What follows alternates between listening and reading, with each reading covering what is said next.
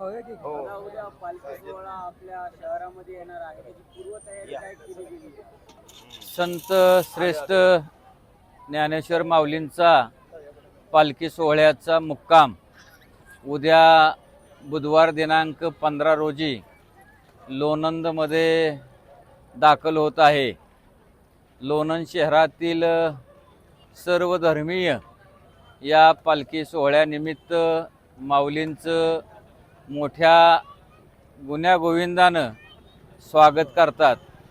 यामध्ये लोणंद नगरपंचायत असेल, सातारा जिल्हा परिषद असेल, खंडाळा पंचायत समिती असेल आणि लोणंदवासी असतील, यांनी गेले 15 दिवस पालखी सोहळ्यानिमित्त ज्या काय सुविधा लागतात त्या सुविधा पुरवण्याचं काम केलेलं आहे. लोणंद शहराला एक इतिहास आहे की पालखी ज्या वेळेला पालखी येते त्याचं भक्तिभावाने त्यांचं स्वागत करतात. परंतु काही वेळेला असं झालेलं आहे की मुस्लिम समाजाचा पवित्र सण बकरी ईद आणि लोणंदला पालखीचं आगमन एकाच दिवशी आलेलं होतं. परंतु मुस्लिम बांधवांनी सुद्धा त्यांचा पवित्र सण पालखीमुळं 2 दिवस पुढं ढकलला आहे. ही देशातील एकमेव धार्मिक एकात्मतेची भावना लक्षात घेऊन मोठ्या मनानं त्यांनी बकरी ईद सुद्धा पुढं ढकललेला आहे. याच्यावरूनच आपल्याला वैष्णवाचा मेळा, माऊलींच्या स्वागत या संदर्भात सर्व धर्मीयांनी मोठ्या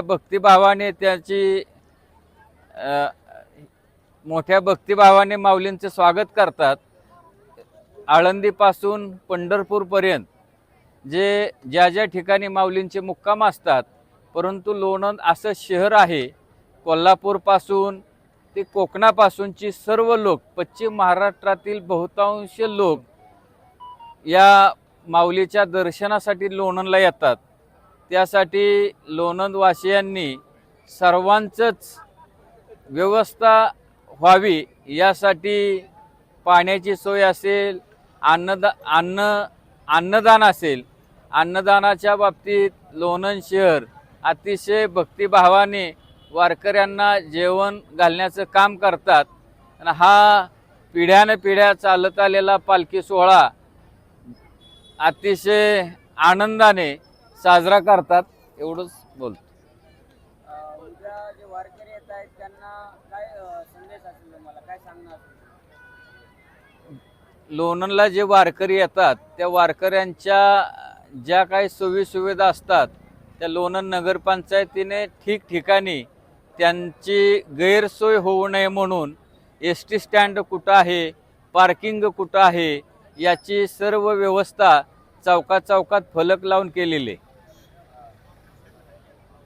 अजून काही सूचना आहेत का त्यांच्यासाठी विशेष? वारकऱ्यांच्या बाबतीत सांगायचं म्हटलं तर एकाच दिवसाचा मुक्काम असल्यामुळं वारकऱ्यांनी आणि दिंडी मालकांनी सुद्धा लोणंद आणि लोणंद परिसरातील लोकांना सहकार्य करावं एवढीच अपेक्षा आहे.